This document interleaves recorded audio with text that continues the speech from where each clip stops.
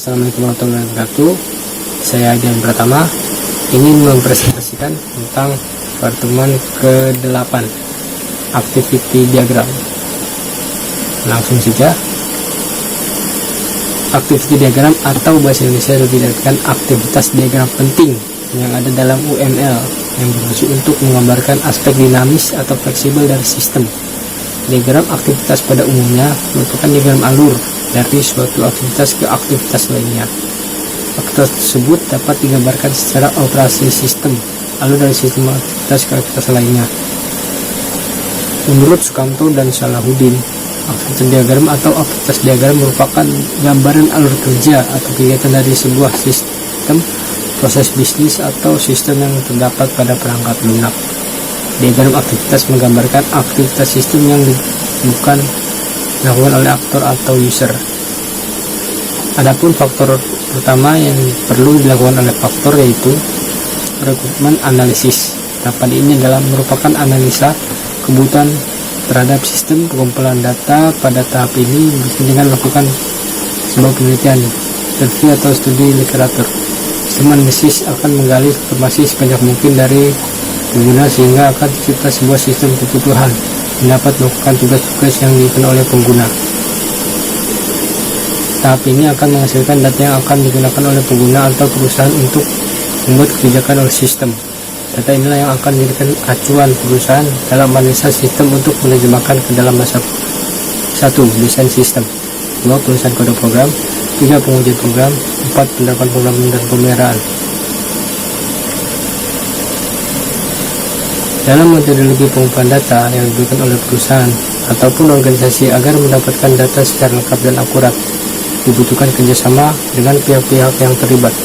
Adapun tahap yang perlu dilakukan untuk pengumpulan data tersebut diantaranya itu sumber data primer, meliputi observasi, interview, sumber data sekunder, studi kepustakaan, studi dokumentasi. Fungsi activity diagram. Diagram sendiri memiliki fungsi diantaranya yaitu menampilkan urutan pada sistem, membantu mempermudah memahami proses secara keseluruhan. Activity diagram dibuat berdasarkan beberapa use case diagram. 4. Menggambarkan proses bisnis dan urutan aktivitas dalam sebuah proses. Berikut komponen terdapat pada activity diagram.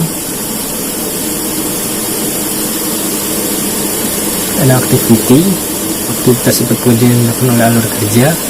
Kemudian division, untuk menggambarkan kondisi di mana ada kemungkinan perbedaan transisi. Ada merge, untuk menggabungkan kembali aliran kerja yang sebelumnya telah dipecah oleh division. Ada transition, menggambarkan hubungan aktivitas. Ini ada synchronization fork, untuk memecah behavior menjadi aktivitas yang paralel. Kemudian ada synchronization join, untuk menggabungkan kembali aktivitas yang paralel. Sequence diagram. Diagram yang menggambarkan interaksi antara use case satu dengan yang lainnya. Jadi penjelasan fungsi dan manfaat use case diagram sendiri bisa dijelaskan sebagai berikut. 1. Fungsi use case sendiri memiliki banyak, yaitu dapat memberitahu dengan jelas langkah-langkah tahapan suatu aktivitas yang berjalan. B. Dapat dengan jelas menggambarkan suatu proses bisnis yang juga efektivitas yang efektif. 2. Manfaat use case sendiri memiliki banyak diantaranya. A. Adanya interface yang wajib oleh suatu sistem. B. Memberikan kepastian dan kemudahan pemahaman pas tentang rekrutmen dan kebutuhan pada sebuah sistem. C. Dapat digunakan untuk mengidentifikasi siapa yang sedang berinteraksi dengan sistem dan langkah apa saja yang harus dilakukan untuk sistem tersebut. D. Untuk memudahkan komunikasi dengan menggunakan domain expert dan user. E. Biasanya digunakan